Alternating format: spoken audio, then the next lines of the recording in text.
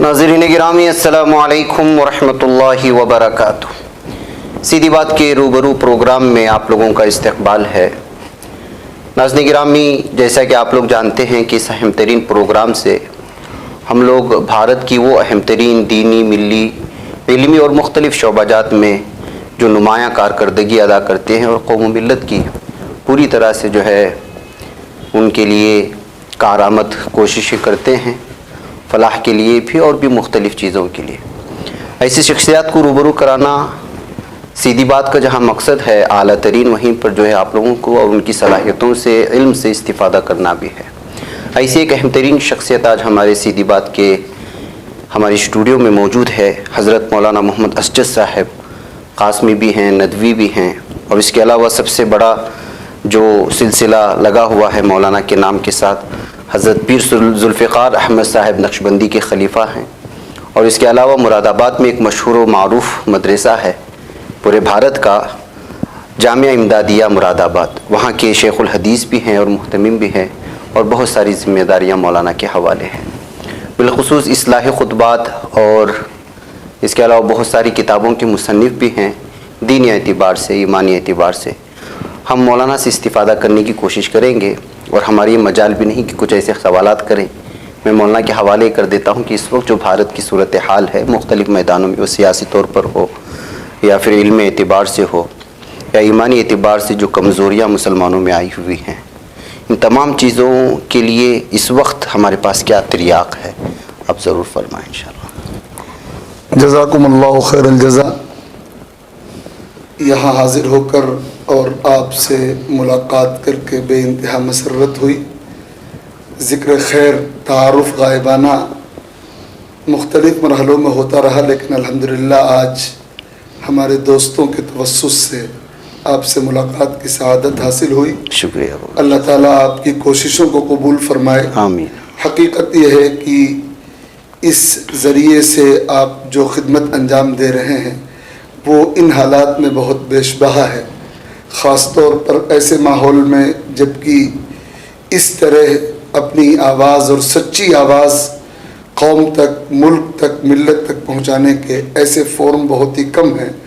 اللہ کرے کہ آپ کا یہ ادارہ نمونے کا ادارہ ثابت ہو اور جگہ جگہ اس کی شاخیں قائم ہوں۔ آمین۔ میں سیرت النبی کے ایک اجلاس کے حوالے سے اس علاقے میں حاضر ہوا، اور حسن اتفاق یہ ہے کہ آج کی گفتگو کا موضوع سیرت نبویہ کے تناظر میں موجودہ حالات ہی کا ذکر رہا، جن حالات سے اس وقت ملت دوچار ہے۔ جی، اس وقت ہندوستان میں ہم اور آپ مختلف محاذوں پر مختلف مسائل کا سامنا کر رہے ہیں۔ سب سے بڑی خطرناک صورتحال تو وہ زہر ہے جو برادران وطن کے ذہنوں اور دماغوں میں اسلام کے تعلق سے اور شریعت اسلام کے تعلق سے اور پیغمبر اسلام صلی اللہ علیہ وسلم کے حوالے سے اور پوری ملت اسلام کے حوالے سے بٹھا دیا گیا ہے۔ میں یہ بات جہاں بھی موقع ملتا ہے ضرور عرض کرتا ہوں کہ ہمیں بہت باریکی کے ساتھ اس طرح کی صورتحال کا تجزیہ کرنا چاہیے، جائزہ لینا چاہیے کہ آخر امن کی اور محبت کی یہ فضا نفرت کے زہر سے آلودہ کیسے ہو گئی، اور ذہنوں میں مسلمانوں کے تعلق سے اور اسلام کے تعلق سے ایسی نفرتیں کیوں پیدا ہو گئیں۔ اگر سرسری سروے بھی کیا جائے تو یہ بات سامنے آتی ہے کہ اس کا ایک سبب تو مستقل ہونے والا منفی پروپیگنڈا ہے۔ جی، ایک طبقہ اپنے سیاسی مقاصد کے لیے اور اپنی طویل مدتی سازشی منصوبے کے تحت لگا ہوا ہے کہ وہ اسلام کے خلاف مستقل منفی پروپیگنڈا کرے، اس قدر پروپیگنڈا کیا جائے کہ زہر لوگوں کے دلوں میں بھر جائے۔ چنانچہ مدتوں کی محنت کے بعد ان کو یہ نتیجہ حاصل ہوا ہے کہ وہ ایک بہت بڑی تعداد کے ذہنوں میں زہر بھرنے میں کامیاب ہو گئے ہیں، اور اس زہر کا، اس نفرت کا اظہار آپ پارلیمنٹ سے لے کر نچلی سطح تک دیکھ رہے ہیں، ہر فورم پہ ہو رہا ہے۔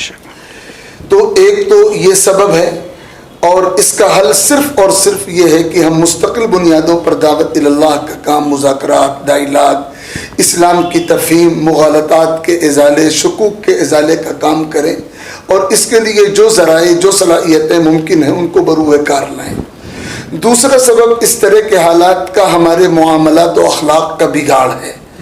ہمارے معاملات جب تک ٹھیک رہے، سنت و سیرت کے مطابق رہے، شریعت و دیانت کے مطابق رہے، ہمارے اخلاق جب تک درست رہے، ہم اپنے اخلاق اور معاملات کے ذریعے لوگوں کے دلوں کو فتح کرتے رہے اور ہمارے اخلاق کی طاقت ہمارے زبان کے بولوں سے زیادہ اسلام کی دعوت کا کام کرتی رہی۔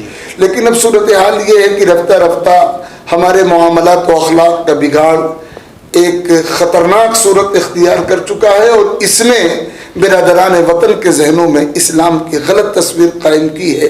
اس کا حل صرف یہ ہے کہ ہم اپنی اصلاح کی طرف متوجہ ہوں، اپنے معاملات و اخلاق کو درست کرنے کی طرف متوجہ ہوں۔ دوسرا مسئلہ جو اس وقت اس ملک میں ہے وہ بڑے پیمانے پر کفر و ارتداد کے وہ واقعات ہیں جو ہماری نوجوان نسل کے ساتھ پیش آ رہے ہیں، اور بلا مبالغہ ہزاروں کی تعداد میں اس طرح کے واقعات پیش آ رہے ہیں، اور اس میں اصل ذمہ داری والدین کی ہے۔ دیگر بہت سے اسباب کے ساتھ ساتھ اس کا اصل سبب والدین کا اپنی اولاد کی دینی اور ایمانی اور اخلاقی تربیت پر متوجہ نہ ہونا ہے۔ تو اس طرح کے جو واقعات اولاد کے بگاڑ کے یا بددین ہونے کے پیش آتے ہیں، ان کا اصل سبب یہ ہے کہ والدین ان کی جو ذہن سازی کر سکتے ہیں نہیں کرتے، جس طرح ان کی ایمانی اور اخلاقی تربیت انہیں کرنی چاہیے وہ نہیں کرتے۔ اس سلسلے میں باضابطہ عوامی طور پر مہم چلائے جانے کی ضرورت ہے اور والدین کو خصوصیت کے ساتھ متوجہ کرنے کی ضرورت ہے۔ اس سلسلے میں بہت سے حضرات انفرادی طور پر بھی اور کسی قدر اجتماعی شکل میں بھی کام کر رہے ہیں، لیکن کام بہت ہے اور ابھی جتنا کام ہونا چاہیے نہیں ہو رہا ہے، بہت کچھ محنت باقی ہے۔ اللہ تعالیٰ کی توفیق سے امید کی جا سکتی ہے کہ انشاءاللہ ہم متوجہ ہوں گے اور والدین کی ذہن سازی کرنے میں کامیاب ہوں گے۔ اس میں مثال کے طور پر کیا میدانی شکل ہے کام کرنے؟ آپ کے ذہن میں کوئی بات ہے جو میدانی شکل میں کی جائے؟ ایک بہت آسان سی شکل تو یہ ہے کہ ہم والدین کو جمع کریں اپنے اپنے محلے کی، خطے کی حد تک، اور ان کی تربیت کریں۔ خواتین کی خاص طور پر ذہن سازی کریں، اس لیے کہ ماؤں کا اصل کردار ہوتا ہے۔ اس کے ساتھ ساتھ ہمیں اس پر بھی توجہ رکھنی ہوگی کہ ہم اپنی اولاد کی عصری تعلیم کے لیے کون سے اداروں کا انتخاب کر رہے ہیں، اور ان اداروں میں نظام تعلیم کیا ہے، طریقہ تعلیم کیا ہے، کیا وہاں مخلوط نظام ہے یا مخلوط نظام نہیں ہے، اور اگر مخلوط نظام ہے تو آزادی کس حد تک ہے، بے لگامی کس حد تک ہے۔ ان تمام پہلوؤں کو سامنے رکھ کر ہمیں دیکھنا چاہیے۔ میں تو مسلم والدین سے بطور خاص یہ بات کہتا ہوں جہاں بھی موقع ملتا ہے کہ اولاد کو تعلیم یافتہ بنانا ہماری دوسری ترجیح ہونی چاہیے، اور ان کا ایمان اور کردار پاکیزہ اور سلامت رہے، یہ ہماری پہلی ترجیح ہونی چاہیے۔ ترجیح جب بدلتی ہے، ترتیب جب بدلتی ہے تو نتائج برعکس آتے ہیں۔ ہم نے ترتیب عملی طور پر بدل رکھی ہے، یعنی ایمان کے تحفظ کے لیے اور اخلاق کی پاکیزگی کے تحفظ کے لیے جو کوشش، جو فکر ہونی چاہیے وہ شاید دوسرے مرحلے میں ہے، اور اعلیٰ تعلیم یافتہ اور ڈگری ہولڈر بنانے کی جو فکر ہے وہ شاید پہلے مرحلے میں ہے۔ اگر ترتیب درست کر لی جائے تو بہت حد تک صورتحال کے بگاڑ پہ قابو پایا جا سکتا ہے۔ صحیح بات۔ اور اس سلسلے میں بہت سارے ادارے کام بھی کر رہے ہیں، لیکن عام سطح پر مسلمانوں کے اپنے کردار اور اخلاق کے سلسلے میں آپ نے گفتگو کی ہے، اس میں کون سی ایسی صورت اور شکلیں آپ کے ذہن میں ہیں کہ جو ہے ان کو سیدھے راستے پر لائے؟ بہت سارے کام تو ہے، تبلیغ نہج پر بھی ہے، مدارس بھی اپنے سر پہ کام کر رہے ہیں، لیکن جس طرح سے یہ نشہ کی چیزیں نوجوانوں کو پوری طرح سے متاثر کر رہی ہیں، اس کے سلسلے میں کیا ذہن میں بات؟ یہ واقعی امت کا بہت ہی المناک مسئلہ ہے کہ ہماری نوجوان نسل بہت تیزی سے نشے کی طرف بڑھ رہی ہے، اور اس کے لیے محض چند پروگرام یا چند پمفلیٹ یا کچھ جلسے کر لینا، کچھ تجاویز طے کر دینا، یا جو ہماری ملی تنظیمیں ہیں وہ تجاویز طے کر دیں اور مستقل شعبہ بنا دیں اور میدانی طور پر کام نہ ہو، تو اس سے مسئلے پر قابو نہیں پایا جا سکتا۔ جماعت اسلامی کے حضرات نے بھی کوشش کی اور جیسا کہ مجھے علم ہوا کہ بہت سی جگہوں پہ انہوں نے زمینی سطح پر محلے وار محنت کی تو اس کے نتائج سامنے آئے. ان میں سے بہت سے حضرات نے مجھ سے رابطہ کیا. میں نے چونکہ اس موضوع پر تقریباً 100 صفحے کی ایک کتاب بھی لکھی ہے منشیات پر, اور اس موضوع پر کچھ کام کرنے کا مجھے تجربہ بھی رہا ہے. میں سمجھتا ہوں ہمیں زمینی سطح پر اتر کر ان کے درمیان جا کر اس سلسلے میں محنت کرنی پڑے گی, اور جو بھی معاونت ہم کر سکتے ہیں اور جو بھی محنت ہم کر سکتے ہیں, جو حضرات نشے کے عادی ہیں ان کو اخلاقی طور پر سمجھانے میں, ان پر دباؤ ڈالنے میں یا ان کا علاج کرانے میں, نشے سے ان کو پاک رکھنے کی جتنی بھی صورتیں ممکن ہیں ان کو اختیار کرنے کے لیے عملی اور زمینی کام کرنا پڑے گا. جی جی صحیح بات ہے. تو مولانا اس کے علاوہ بھی صحافت کے میدان میں بھی جو ہے اس وقت بہت زیادہ ضرورت ہے, جس طرح سے جو ہے شکوک و شبہات پھیلائے جا رہے ہیں اس کا بڑا میدان ہے. اس سلسلے میں بھی آپ ہمارے ناظرین کو کیا رہنمائی کر سکتے ہیں؟ یہ بات میں نے شروع ہی میں آپ کو مبارکباد پیش کرتے ہوئے اپنے دلی جذبات کا اظہار کرتے ہوئے عرض کی کہ اسلام کے خلاف اور قانون اسلام کے خلاف, سچائی کے خلاف جو منفی پروپیگنڈا ہوا ہے اس کی کامیابی منفی پروپیگنڈا کرنے والوں نے ابلاغ ہی کے راستے سے حاصل کی ہے. اس ابلاغ کا, منفی ابلاغ کا جواب مثبت ابلاغ ہے. تو آپ جس سطح پر یہ کام کر رہے ہیں وہ آپ ہی کر سکتے ہیں, اور جو لوگ آپ کے نقش قدم پر چلیں گے, یہ راستہ اختیار کریں گے, وہی مؤثر طریقہ کار اختیار کر سکیں گے. اس زہر کے مقابلے کے لیے اس تریاق سے بہتر کوئی تریاق نہیں ہے کہ اسی سطح پر کام کیا جائے. اور اس سلسلے میں ہم تو بڑے فخر و مسرت کے ساتھ کہتے ہیں کہ الحمدللہ اللہ تعالیٰ نے آپ کو قبول فرمایا ہے. اللہ کرے آپ کے جذبات تازہ رہیں اور آپ کی ٹیم رہے اور آپ دوسروں کے لیے مشعل راہ ثابت. ضرور.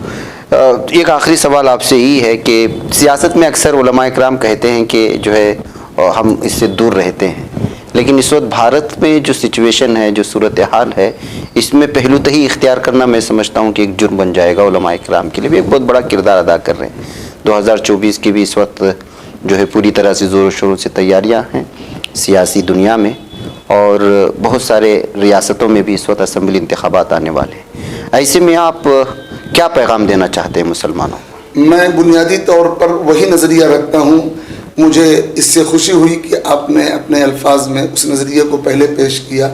ہمیں سیاست کو شجر ممنوعہ نہیں سمجھنا چاہیے, اور ہم ملت کی صحیح قیادت نہیں کر سکیں گے اگر ہم اپنی زبان سے بار بار یہ جملے کہیں گے کہ ہمارا سیاست سے کوئی تعلق نہیں ہے.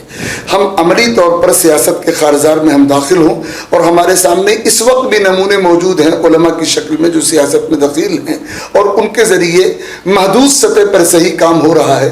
ضرورت ہے کہ ہم اپنی نمائندگی بڑھائیں اور اس خارزار میں داخل ہوں, اور اس کو آلودگیوں سے پاک کرنے کی جس حد تک ممکن کوششیں ہم کریں. خاص طور پر جو آئندہ آنے والے سیاسی آلات ہیں, ان آلات میں تو یہ بات بہت ہی ضروری ہے کہ ہم اس سے بالکل بے تعلق نہ ہوں, بلکہ اس میں جس حد تک حصے داری کر سکتے ہوں ضرور کریں. تو ناظرین گرامی, یہ تھے حضرت مولانا محمد اسجد صاحب جو محتمم و شیخ الحدیث جامعہ امدادیہ مراد آباد تھے, اور مختلف موضوعات پر گفتگو کر رہے تھے. لیکن آپ کو معلوم ہونا چاہیے کہ اس وقت بالخصوص میں علماء کرام سے آپ سے روبرو اس لیے کرواتا ہوں اپنے چینل کے ذریعے سے کہ رہنمائی جو سچی ہوتی ہے علماء کرام کی جانب سے ہوتی ہے, اور وہ جو ان کے منہ سے, ان کے زبان سے جو الفاظ نکلتے ہیں وہ جو ہے پورے درد کے ساتھ اور کرب کے ساتھ نکل سے. یہی وجہ ہوتی ہے کہ میں کوشش کرتا ہوں جتنا ممکن ہو سکے ہمارے ناظرین کی جو رہنمائی علماء کرام سے ہو. میں مولانا کا شکریہ ادا کرتا ہوں کہ آپ نے اپنا قیمتی وقت ادھر سے راستے سے گزرتے ہوئے دیا. مولانا اس وقت مشغول ہیں, کرناٹک میں تشریف لائے ہوئے تھے, پھر یہاں سے تمل ناڈو اور وہاں سے دیگر ریاستوں کا سفر ہے. بغیر آپ کا بہت بہت شکریہ, اور ناظرین کے سامنے میں بھی تہہ دل سے شکر گزار ہوں, سر آپ کے لیے نیک تمناؤں کا اظہار کرتا ہوں. آمین. السلام علیکم. وعلیکم السلام.